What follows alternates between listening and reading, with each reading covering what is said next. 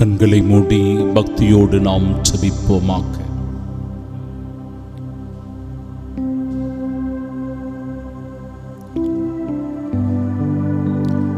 நாம் பலராயினும் கிறிஸ்துவோடு இணைந்திருப்பதால் ஒரே உடலாய் இருக்கிறோம் என்கிறார் நம் ஆண்டவர். என் அன்பு சகோதரனே, சகோதரியே,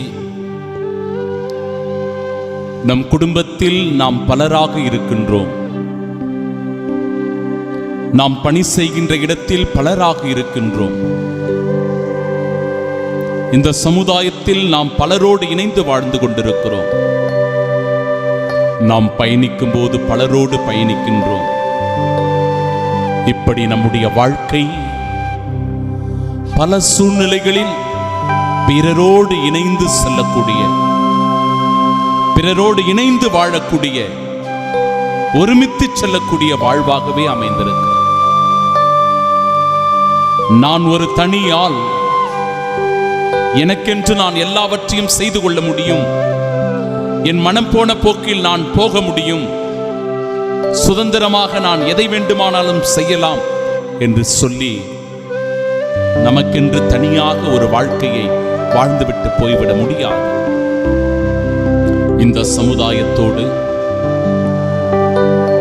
நம்முடைய குடும்பத்தோடு, நாம் வாழ்கிற பணியிடங்களில், நம் மக்கள் மத்தியில், நம் பங்குதலங்களில், நம் அன்பியங்களில் இணைந்துதான் நாம் வாழ வேண்டும். சகோதர சகோதரி, அப்படி இணைந்து வாழ்கிற போது கடவுள் நமக்கு பலவிதமான கொடைகளை வழங்குகிறார்.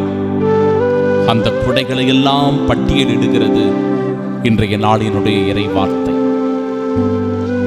கடவுள் நமக்கு அன்பான விருந்தொன்றை தருகிறார். அந்த விருந்தில் பங்கு கொள்ள தகுதியுடையவர்களாக நாம் இருக்கிறோமா? கடவுள் தருகிற அழைப்புக்கு செவி கொடுக்கிற அன்பு மகனாக, மகளாக இருக்கிறோமா? அல்லது சாக்கு போக்குகளை சொல்லிக்கொண்டு ஆண்டவருடைய அழைப்பை உதாசீனப்படுத்துகிறவர்களாக இருக்கிறோமா? சிந்தித்து பார்ப்போம். இறைவா, உமது அழைப்பிற்கு நாங்கள் செவி கொடுத்து உம்மை பின்பற்றி நடக்கிற போது எங்களுக்கு பாதுகாப்பு உண்டு. எங்களுக்கு ஆபத்து இல்லை, துன்பங்கள் இல்லை, துயரங்கள் இல்லை, வியாதிகள், வருத்தங்கள் எங்களை எதுவும் செய்துவிட முடியாது.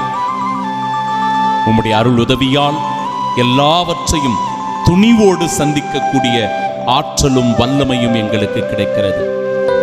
வரம் தாரும், ஆசீர்வதியும், அருள் புரியும், உமது சாட்சியாய் வாழச் செய்தருளும். ஆமீன்.